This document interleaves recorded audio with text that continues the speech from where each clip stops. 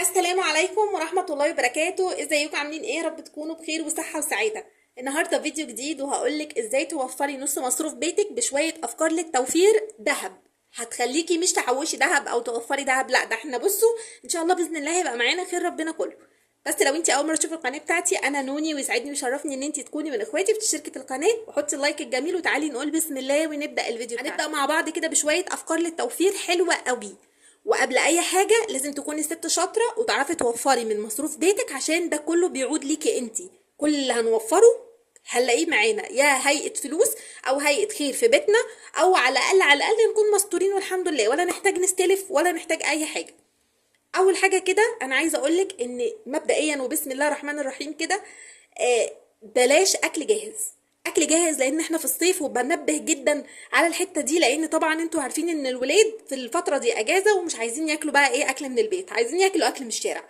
فدي اكتر حاجه بتبوظ لك مصروف البيت، لان انت لو قعدتي تحسبي بس اللي داخل واللي خارج للاكل فقط هتلاقي ان انت بتصرفي مصروف فوق مصروفك. ويا سلام بقى من التفاهات، عايزين شيبسي، عايزين ايس كريم، عايزين كيك، عايزين حلويات، عايزين مش عارف ايه. فكل دي ضغط فوق الميزانيه. طب اعمل ايه؟ هقول لحضرتك بقى تعملي ايه. كل حاجه تعمليها في البيت. حلويات اعمليها في البيت، بس لو انا هعمل حلويات تكون مكلفه شويه مش هنزل اجيب حاجتها مره واحده، لا انا هقسم الحاجه على مدار الاسبوع. ده لاني انا مش معايا فلوس تكفي، وفي نفس الوقت حتى لو معايا ما احسش ان انا يعني عورت نفسي كده في المصروف، لا واحده واحده كل حاجه هتيجي ان شاء الله. فلو انا هعمل اكله مكلفه او نوع حلو مكلف هوفره على مدار الاسبوع. طيب دي كده اول حاجه. تاني حاجه لازم تكوني عامله لنفسك منيو، خططي لاكلك اللي انت هتعمليه. ده حاجه هتوفر لك كتير قوي، هتوفر لك اول حاجه فلوس، تاني حاجه مجهود، تالت حاجه هتمنع عنك التفكير. الورقه والقلم مش بيضلوا بجد، بينفعوكي جدا. فالمنيو دي حاجه موفره قوي. الحاجه اللي بعد كده اكتب كل حاجه بالورقه والقلم في مشترياتي. لازم اقعد احسب لكل جنيه داخل وكل جنيه خارج عشان اقدر اوفر، او حتى اشيل حاجه او ازود حاجه او اقلل حاجه او الغيها خالص. تمام. الحاجه اللي بعد كده لازم نعمل يوم في الاسبوع اسمه يوم اللا شراء. صدقيني اليوم ده بس لوحده كفيل انه يخليكي توفري مش بس نص مصروفك، لا انت هتوفري باذن الرحمن اكتر من النص كمان. ده لو مشيتي على يوم اللا شراء مع مع طبعا افكارنا للتوفير اللي احنا متعودين عليها، هتلاقي نفسك وفرت كتير قوي قوي، وهتبقي عارفه بجد تبني ثروه من مصروف بيتك، وتقدري ان انت تمشي الشهر بتاعك مرتاح وتبقي كسر قرش كمان. يوم اللا شراء ده نفترض ان انت اليوم بيبقى واقف عليكي من مصروفك ب 150 جنيه او 200 جنيه او 100 جنيه. فلو احنا خصصنا يوم واحد بس في الاسبوع، اليوم ده انا ما بصرفش فيه اي حاجه خالص. حتى لو ما عنديش اكل، لو هقضيها عيش وملح مش هقول لا. شويه فول عادي، جبنه قديمه شغال، بطاطس زي الفل، المهم ان انا اليوم ده ما ينفعش اصرف فيه اي حاجه. في خلال الاربع اسابيع هلاقي نفسي وفرت فلوس كتير قوي.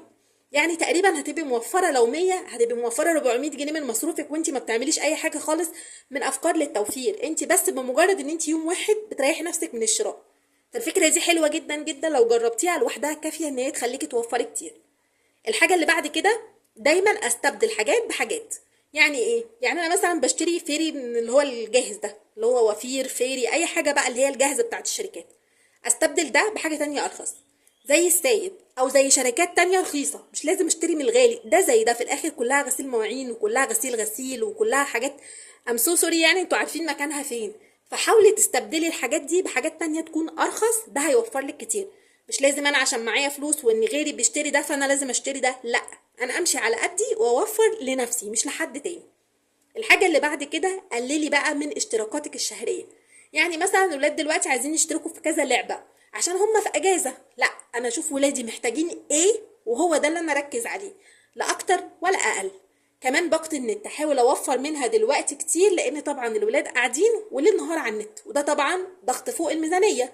فاحاول اقلل باقة النت او اعملها على جزئين، جزء اول وجزء تاني، كده هقدر اوفر وفي نفس الوقت هلاقي نفسي ما بدفعش مرتين في النت، او بعمل باقتين بتمن غالي، لا انا بعمل الباقتين بتمن باقة واحدة بس، وده هيوفر لي كتير جدا جدا جدا. اخر حاجة معايا بقى، وهو لو حضرتك دلوقتي عندك شوية حاجات قديمة في البيت كده، يلا اجري فورا اقعدي اعملي جرد لبيتك وشوفي ايه اللي في بيتك تقدري تستغني عنه وانت حقيقي مش محتاجاه، وطلعيه. طلعيه بيعيه، مش هقولك اي حاجة تاني.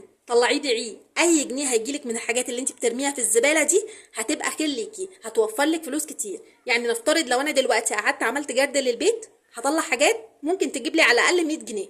100 جنيه مبلغ يبان لبعض الناس قليل، ولكن هو لبعض الناس تانية مبلغ كبير جدا، وبجد حلو، مش مبلغ وحش، ممكن يمشي يوم اسره 5 افراد مرتاح. وطبعا ده هتشوفوه معايا في الفيديوهات اللي جايه. فحته انك بس تتخلصي من اي حاجه موجوده عندك، الحاجه دي كركبه وخلاص، دي في حد ذاتها فايده، لانها بتخرج طاقه سلبيه من البيت. وفي الحاجه التانية انها بتجيب لي فلوس، بدل ما ارميها او بدل ركنتها انا بستفاد بفلوسها. فدي كده حاجه برضو هتوفر لك كتير جدا. يا رب تكونوا استفدتوا من شويه الافكار دول، ولو عجبتكم الفيديوهات دي اكتبوا لي في الكومنتات، وما تنسونيش باللايك والاشتراك في القناه، واستنوا افكار كتير للتوفير حلوه جدا هتوفر لكم مبالغ كبيره. وان شاء الله باذن الله تكونوا استفدتوا من الفيديو ده، واشوفكم الفيديو الجاي. سلام عليكم.